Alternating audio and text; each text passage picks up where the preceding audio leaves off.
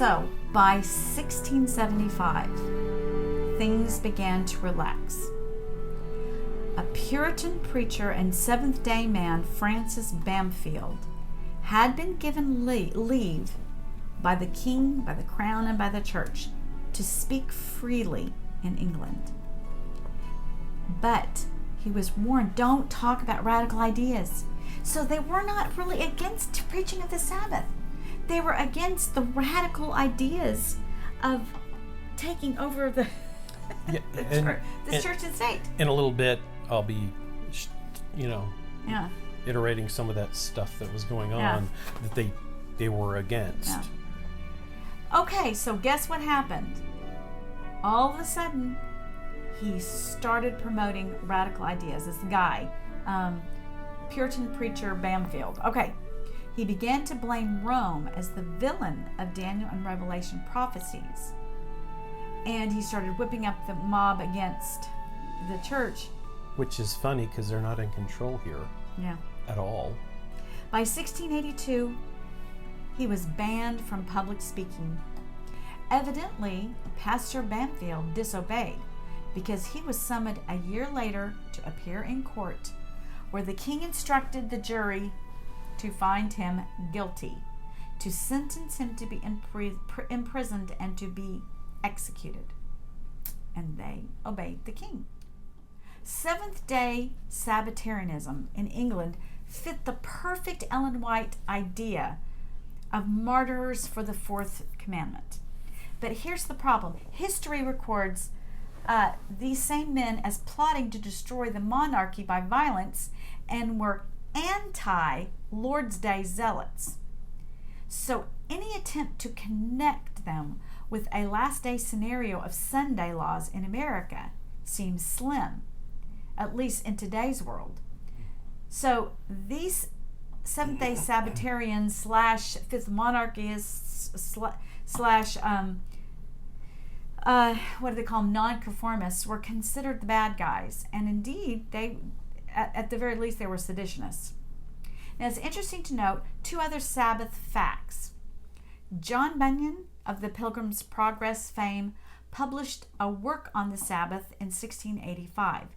He joined in the Sabbath Wars with the Puritans who believed that with the coming of Christ, the seventh-day Sabbath was void. Also, in 1719, the novel Robinson Crusoe, the hero keeps a 1 in 7 days as a Sabbath. So, many of these things we don't really pay much attention to, but they were all in the Sabbath War genre. So, right. It's your turn, hon. So, this is very fascinating. That's really important. It's a lot. There's a lot that we just went through here. But it's very important to build this foundation of jumping across the Atlantic. So now we're jumping across the Atlantic to America. And two of the two big groups that came across were the Separatists and the Puritans. So the Separatists, as you've been so eloquently putting, they want to be separate, not only from the Church of England and Catholicism, they want to be separated completely by their look, how they worshipped. They wanted it completely different. They didn't want anybody to see them and think Anglican. They wanted to be separate. So there you go, the name. Then you have the Puritans. The Puritans are basically their name. They want to keep the church. They want the church. They love the church. They just want it purified. Of all the Roman stuff. Yeah, the Roman stuff. Any Anglican-looking things, because they thought the Anglicans looked just like Catholicism. They didn't want any of the trappings or whatever you'd call during that time. They want it purified of all those traditions. Babylon is fallen, is fallen, is fallen. Babylon is fallen to rise no more. It is a sacrilege. if thou dost know of any man or woman that be feasting, wearing fine clothes, or exchanging gifts or greetings this time of year, deliver them forthwith to the magistrates assembled in the court in the shire in which it were. They hath offended God, and shall be fined 5 shillings for every such offence. If God meant for us to keep Christmas, why is there no mention of it within the Holy Bible? Indeed, the only holy days specified within the Word of God are the Sabbath days. It stands to reason, then, that every other day of the year be spent in godly labour. So those are the two big groups that came over and established throughout the 13 colonies. So in 1630, John Winthrop led 1,000 Puritans. In the initial wave, it was a kind of like a great migration to the Massachusetts Bay Colony. It was a little bit north of Plymouth. These religious zealots were eager to bring to the shores of America individualism, democracy, hard-working capitalism, and business virtue, which were kind of together for them. The business virtue equaled the hard-working capitalism. It became kind of like a religious thing for them. By 1640, New England colonies would be home to nearly 20,000 immigrants. Puritans and separatist pilgrims were fleeing persecution in England, like she just got through telling you they were having to flee. They wanted religious freedom, the separatist pilgrims and the Puritans. But in actuality, history reports that once established in America, many of them created literally like little theocracies. Because nowadays we look at a church planting from like Baptists or whoever, and it essentially looks like the original Baptist church, all the way through it looks Baptist. Well, for them, each little community, some of them would just go wild, become very intense with their way of doing things. So they would connect their community with their theological beliefs. So it just went through the whole entire community from top to bottom, men, women, and children, through your work, through your rest, if there was any rest, and through your theology. Then this created laws based on their interpretation, just like you were talking about, of Christian doctrines. Among the 13 colonies, Rhode Island was alone in offering religious tolerance. So they would accept people up there. They didn't, at that point, have a specific religion that they were going to check people off of. The self-confident, literate Puritans were more influential than the separatists. Yet both desired to create the New Jerusalem. As we've heard in the history, all different types of people trying to create the New Jerusalem. That's what they wanted to do. Or a biblical city upon a hill, which is interesting. You even look to the even pretty fairly recent presidents that have said the same thing. Bay Colony leaders required strict conformity in Puritan living, to the point of you couldn't be mayor or sheriff or anything in there unless you were a Puritan. And I mean, they would scrutinize you to see how Puritan you really were. They watched everything you did. It was really, really tight. In those colonies, the civil government dealt harshly with religious dissenters. You had, back then, you had whipping of Baptists or cropping of the ears of Quakers for their... That's what you're talking about? Determined, efforts of proselytization. Remember what cropping is. Is it... a lot of the dogs nowadays, so you have this nice perky stand. They crop them, they'll cut them, and then make them heal in a certain way. They did that to people. Because, Isn't that yeah, it's really, wow. Official persecution reached its peak between 1659 and 1661, when Massachusetts Bay Puritan magistrates hung 4 Quaker missionaries. So, wow. Yeah, it was really, really strict. In New England, they made religion the focus of their whole entire lives. Everything they did, even their rest, was not really rest.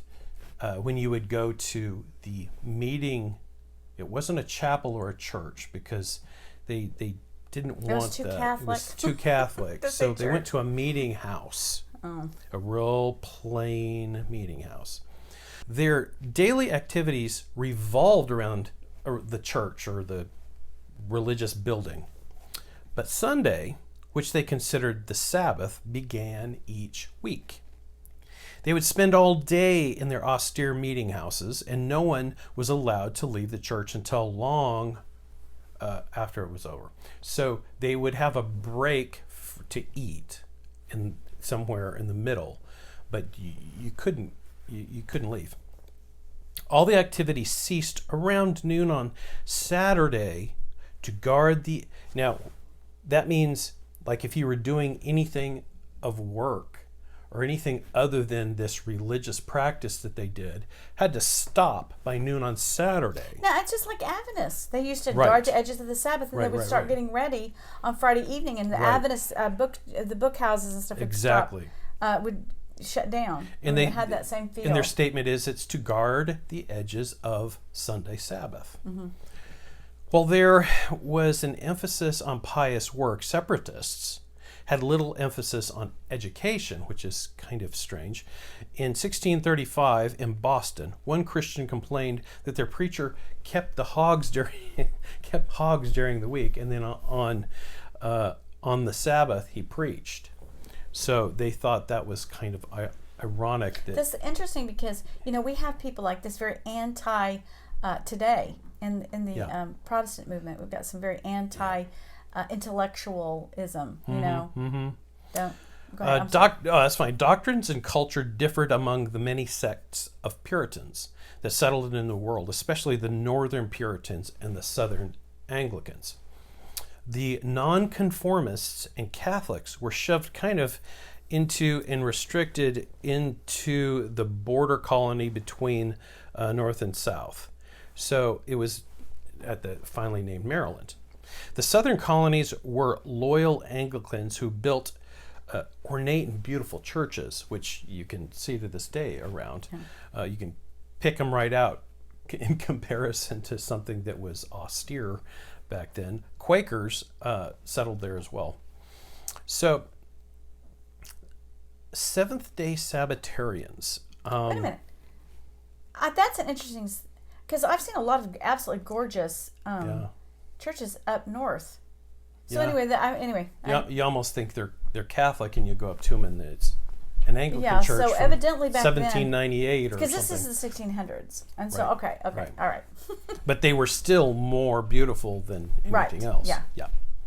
So Seventh-day Baptists fled persecution in London and went to Rhode Island colony in the New World. You will remember Teresa told you about that situation there.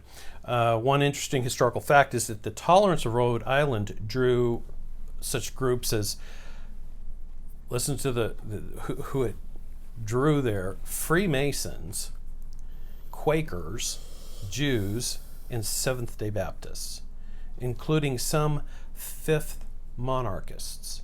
So that group right there is very interesting. Yeah. All were considered religious radicals in comparison to the Puritans in other colonies. In this little colony lay the remnants of Britain's nonconformists, as they thought. Here their theology survived, including an imminent kingdom of God and the seventh-day Sabbath. They imported the Sabbath Wars, creating new discussions and endless debates. Historians report that Europe saw that 13 colonies were just chaos of religions, and the Sabbatarian Wars in New England were famous there. 17th century British Seventh-day men, as Teresa was talking about, British Seventh-day Men missionary Stephen Mumford came to Rhode Island in 1665 as a missionary for the Saturday Sabbath.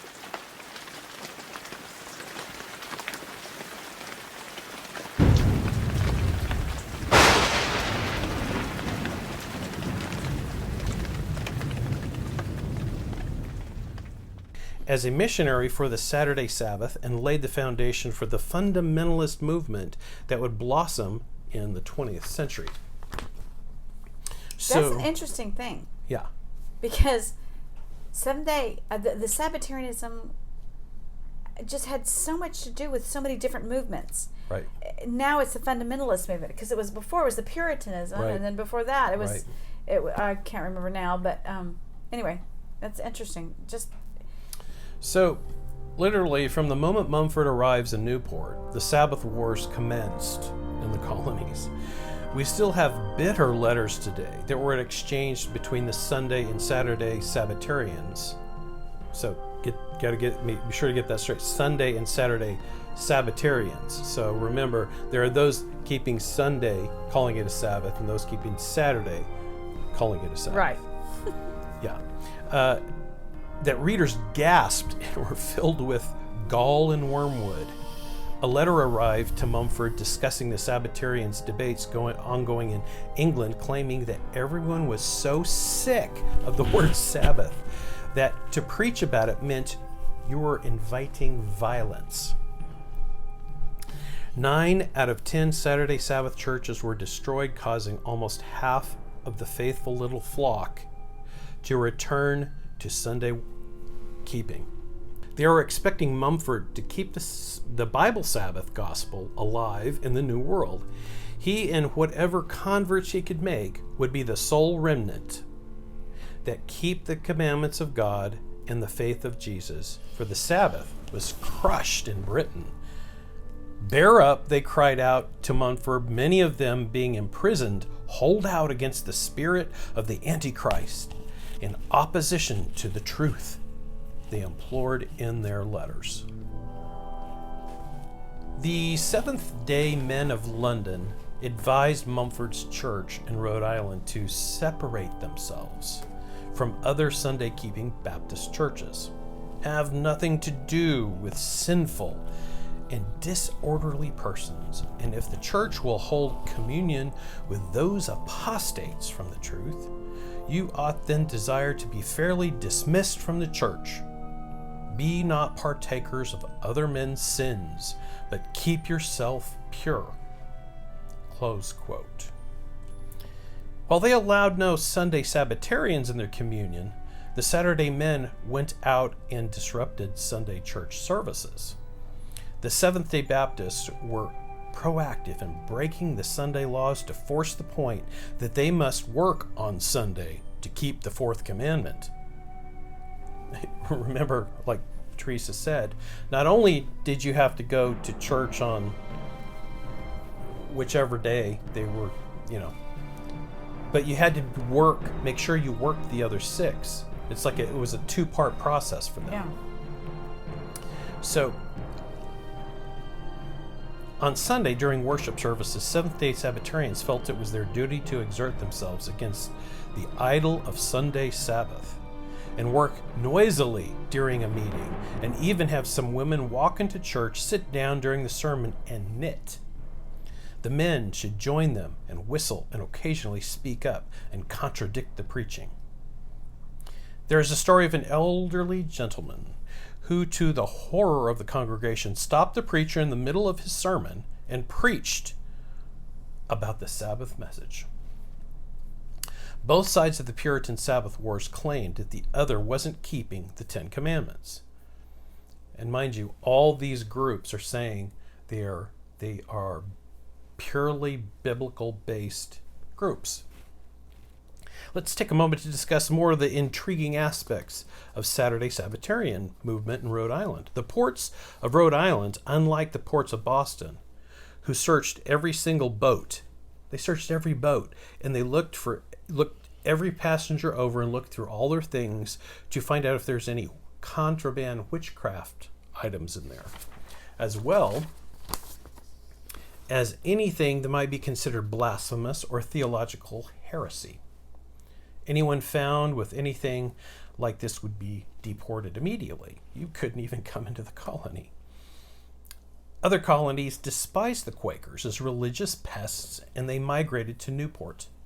By the middle of the 17th century, there were so many Quakers in Rhode Island that they controlled the government. Because they felt the sting of bigotry, they were the most welcome of other religious, including both Ashkenazi and Sephardic Jews. Because Jews and Seventh-day Sabbatarians had their day of rest in common, the Seventh-day Baptists saw the Jews as a great evangelizing opportunity and became cozy with them socially.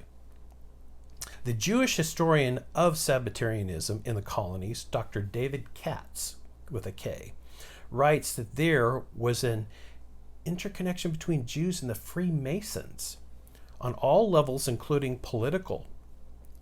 Wow. Yeah. Katz reports that the Jews and Masons shared an alliance that dabbled in Kabbalistic magic. Just, there have been, for many years, the belief that Ellen and James White, at least James White had been a Mason at one time. And so this is an interesting connection right here. Yeah, very. Newly recovered evidence of this alliance was found in a storehouse in New York City. Katz states that there is evidence that Seventh-day Baptist Mumford, who we've been talking about, was supported financially and socially by the Jewish Masons and engaged in mystic Kabbalism. Wow. Yeah. That's very interesting. Yeah. That could create a lot of conspiracy theories right there. No kidding. So this rolls into the Seventh-day Sabbatarian persecutions.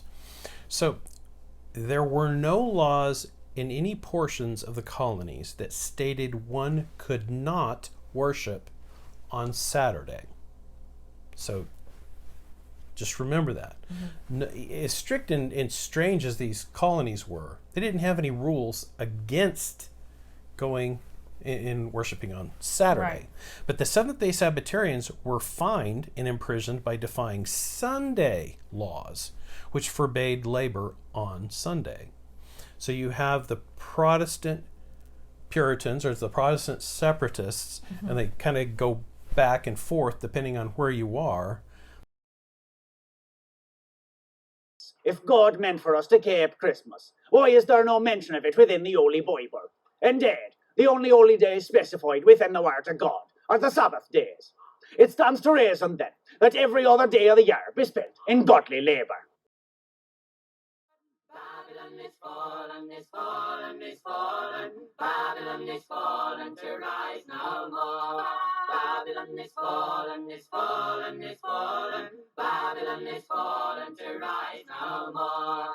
Blow the trumpet in Mount Zion. Christ is come a second time, ruling with a rod of iron, all who now as foes combine. Babel's garments we've rejected, and our fellowship is o'er. Babylon is fallen, is fallen, is fallen. Babylon is fallen to rise no more.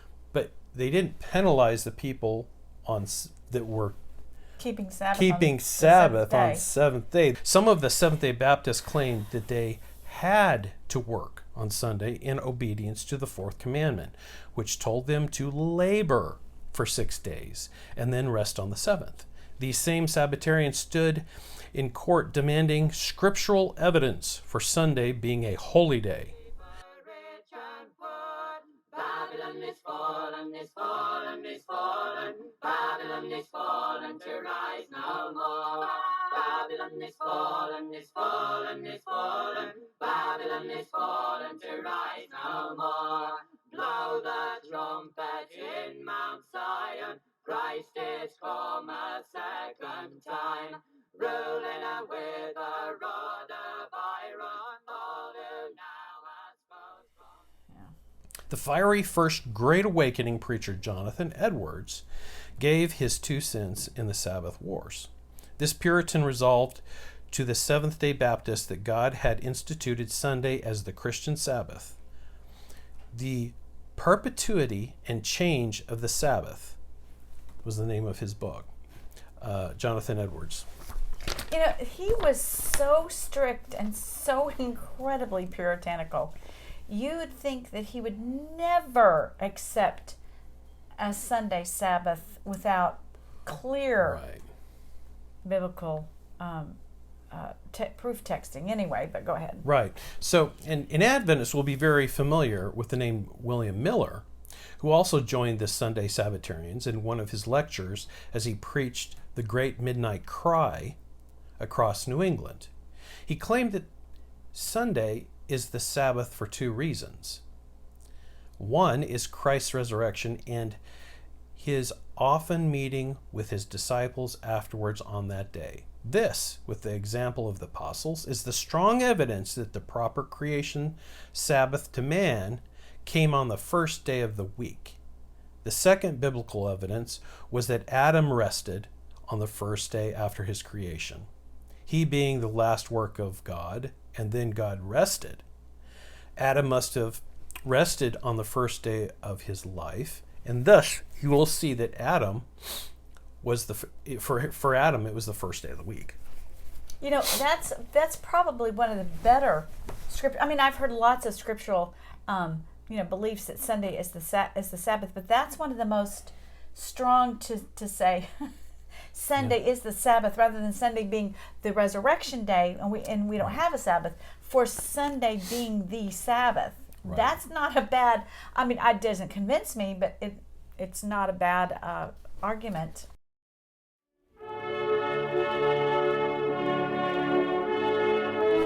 So I have some interesting things here. So I'm going to go over just a few things that were laws in the colonies. And I think we're going to be putting some maps right out here, so right. that we can verify. I mean, not verify, but you can just at least see. So Massachusetts, 1629 was the Congregational Church and Puritan. They could not have excessive wearing of lace. They were that particular. I know. If thou dost know of any man or woman wearing fine clothes, deliver them forthwith to the magistrates assembled in the court in the shire in which it went. Well, you know what? The clergy wore a lot of lace.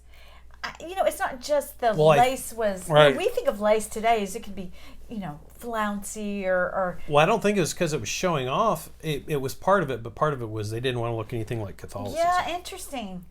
The court banned the purchase and sale of lace. Oh my goodness. Yeah, no kissing of your wife. So there's a story. No kissing of your wife ever? No. Okay. On your doorstep on Sabbath. There's a story of he's a ship captain that had been gone for 3 years. And he came home, hadn't seen his wife for 3 years. He goes running home. She meets him on the doorstep. He grabs her and gives her a big kiss. And what he gets for it is 2 hours in the stocks. Today, in today's world, we'd be so happy that they'd still stay together. Yeah, that's right. And the funny, then an odd, I shouldn't say funny, one of the other ones is all laws were to be grounded in God's law. And where in God's law does it say not to kiss your wife after 3 years of being at sea? Yeah, that's interesting. Yeah. Roger Williams was banished and went to Rhode Island. He believed government should not have anything to do with religion. So he went to Rhode Island and established the state with no state religion. Okay. So that's what his... Where was that? Rhode Island. Okay, so that was the one that didn't have a state religion. Except for, I guess, Maryland didn't. Yeah. Okay. New Hampshire, they were separatists. Sunday, the day of rest, Sunday worship was mandatory.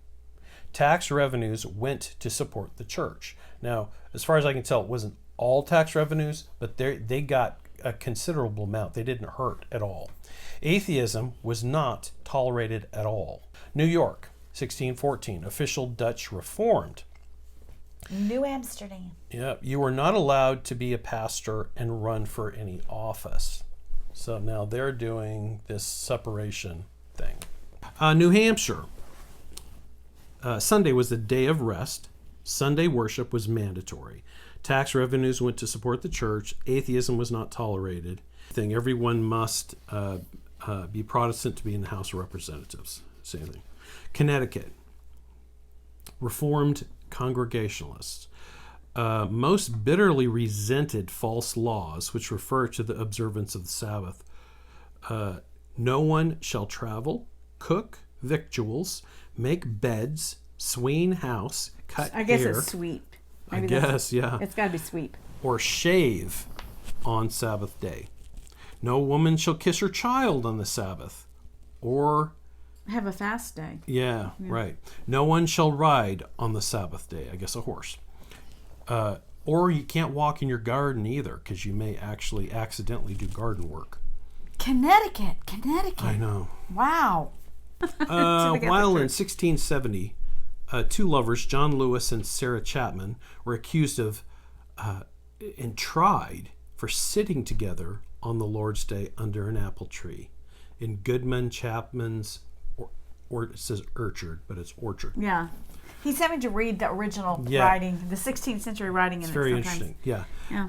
The New Haven Code of Laws, more severe still, ordered that profanation of the Lord's Day shall be punished by fine, imprisonment, or corporal punishment, and if proudly and with a high hand against the authority of God, death.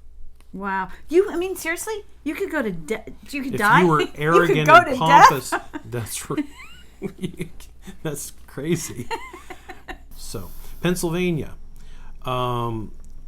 They were Quaker in the 1600s and finally rolled into not really having a state religion. But William Penn is known for establishing religious tolerance there. But you were expected to attend services on Sunday. But it wasn't like the other places, it wasn't enforced in such a manner. Maryland was Roman Catholic, then were kicked out by the Calvinists, basically. The Calvinists took over and ever since. New Jersey, they didn't have an official religion either by 1700. They were Quaker Catholic and Lutheran, but they dropped their severeness by the 1700s. So Virginia was the Church of England. Virginia Sunday keepers who enforced rules regarding people conducted on Sundays were the Virginia Cavaliers. No work was to be engaged in. No trade was to be done of any kind. No leisure activities. You were to remain in church. Every person should go to church Sundays and holidays. Or this is their verbiage, so it's not mine, having poor English. It is lie neck and heels that night and be slave to the colony the following week. For the second offense of not going to church or abiding by these rules, you should be a slave for a month, and for the third, a year and a day. So they were pretty severe. Well, some places you could die, and some places you could be enslaved for not keeping the Sabbath. Right. Whoa. Well, no wonder Ellen White, was so worried about it. Continue. I'm sorry. North Carolina, 1663, was Anglican and, Church of England. If you weren't Anglican, you couldn't run for any office, judge, sheriff, any of that stuff. And you had to profess Protestantism. So you may get away with having a penalty as far as severe as the other places if you're some of the type of Protestant, but you couldn't run for office there.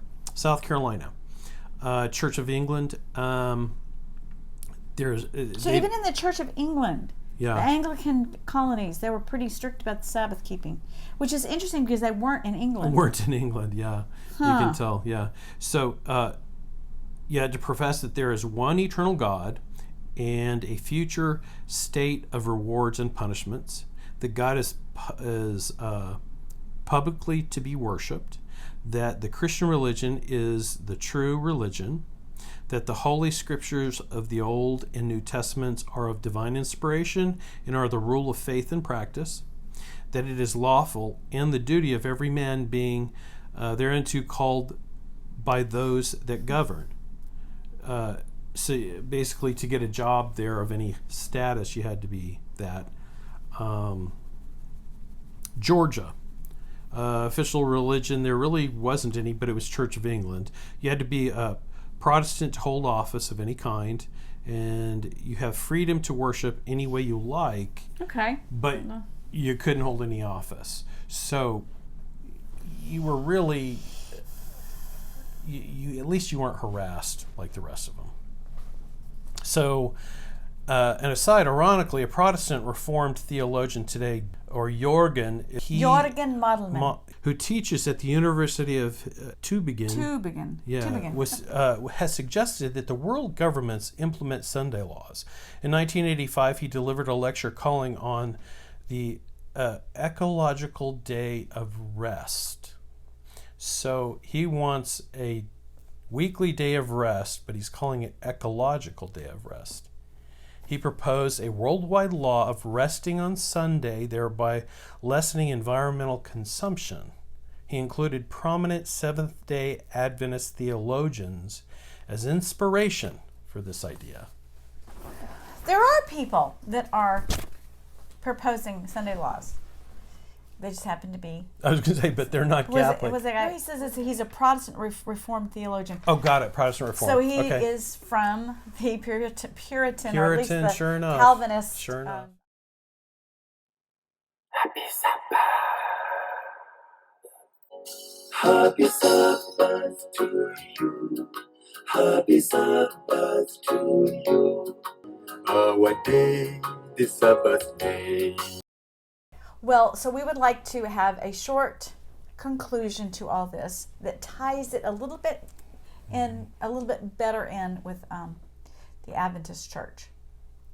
You know, the debate over Sabbath, when, how, and if a Christian must keep it, arose as a direct fruit of Sola Scriptura doctrine. Each 8th century Protestant who considered themselves theologians interpreted this scripture as they saw fit.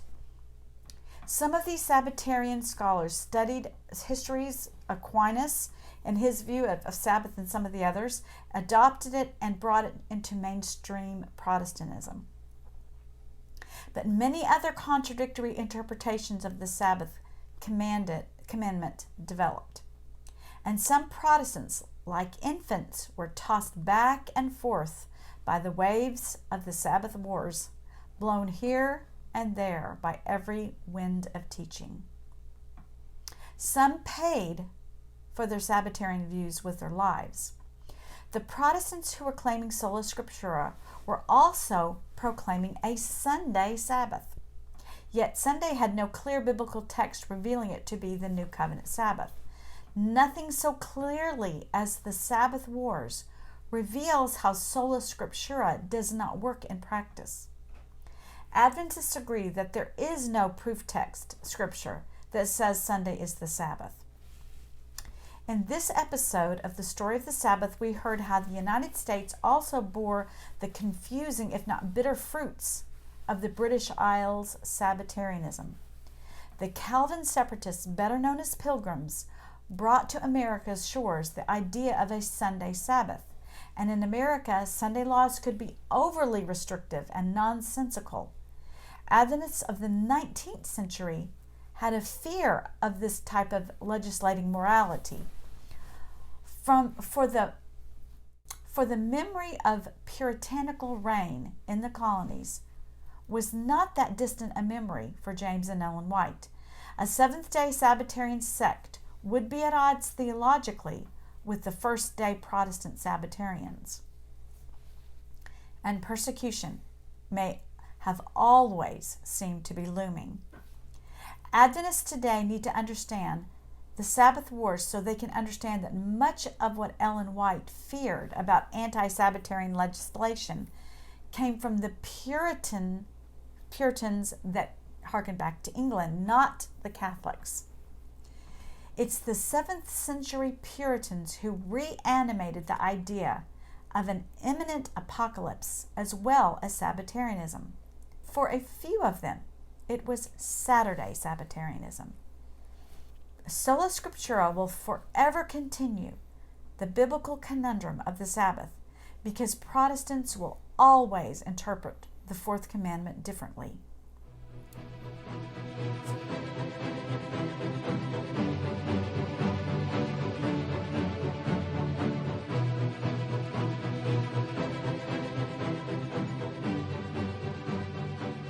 So, what are we to do with all the 18th and 19th century Catholic quotes that Adventists use to prove that the Catholics changed the Sabbath to Sunday? Because they'll, so you've brought all this information that it's the Protestants who did it. Well, then why do we have all these Catholic quotes? Well, okay, the ones that Arthur and I have encountered are from private exchanges between Catholic priests and Protestants, or from periodicals or catechisms of that time that were not officially endorsed by the Vatican. In other words, they are personal opinions of Catholic, not church doctrine. But why would a Catholic then claim that the Catholic Church changed the Sabbath to Sunday? There was a huge Sabbath war that spurred the Catholics to respond to Protestants' questions about it. They were all infighting. They were, and they were like, okay, so what do Catholics believe about it? And this even continued into the 18th and 19th century. And so the Catholic clergy had to respond to these Sabbath questions. They were aware of all Sabbath tracts and books by Protestant scholars debating the different opinions and interpretations of the Sabbath commandment. Catholics had not had a systematic study of the Sunday Sabbath in Scripture like the Protestants did, simply because the matter had been settled in the Catholic Church. So rather than engage all the nuanced differences and debating Sabbath history and getting into all these arguments, bishops and priests gave Protestants a swift and conclusive answer. We had the authority to change the Sabbath to Sunday. To Catholic clergy, the bottom line was whether or not the church doctrinally officially changed it, or if there was just general theological grassroots change among medieval Catholics, it just wasn't worth debating.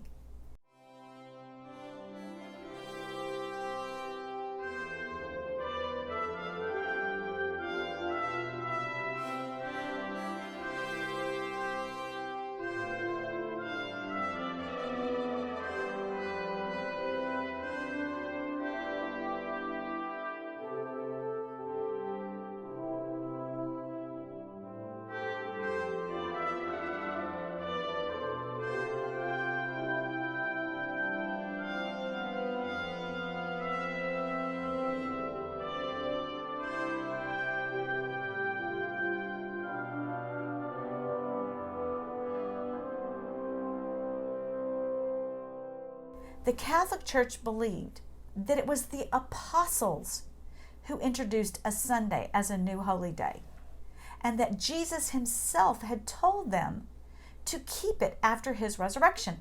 And this is found in Acts chapter 1, as far as the Lord for 40 days telling the apostles about the kingdom of heaven. And Catholics believe it was during that time that Jesus told the apostles the new holy day of Sunday. But they didn't think it was a Sabbath. It wasn't some ecclesiological document written by a magisterium or pope that these Catholics were talking about. Jesus, through his church, whom the apostles started, gave them the holy day of Sunday. For it was Christ himself who established the day. For in the New Testament, Christ talks about the church as being him. Saul, Saul, Jesus cried to the Jewish Pharisee, Why are you persecuting me? Christ is the Catholic Church. This is what Catholics mean then when they say we had the right to change it. We, meaning Christ. Christ has the right to give us a new holy day. So they were not arguing. They were not getting into the historical or even theological debate with Protestants when they just said, let's cut through all of this. Whether we did or whether we didn't, it doesn't matter. We had the right. And that's how they answered all of those quotes that you have. Take it in that context. The next episode, we will be discussing Pope John Paul's encyclical Dies Domini and what the Catechism says about the Sabbath and the Lord's Day. This was a long one, but this was an important one. This is a very important one, and it's very interesting because you never hear the history. Yeah. What you hear is the importance to listen to the theology that Adventist hierarchy wants to tell you, and a lot of times it doesn't reflect history, and we just wanted the history to be there for you to be able to see. Yeah. So thank you very much for listening, and please come back. We have two more. And then we're done. And we're done with this Sabbath. particular story of the Sabbath. We appreciate you listening, and please tell people who are interested that you run into to please listen to this. And subscribe and punch the button like everybody says. Yeah. Yeah. The little bell or whatever. Yeah, thank you very much. God bless you. God bless you.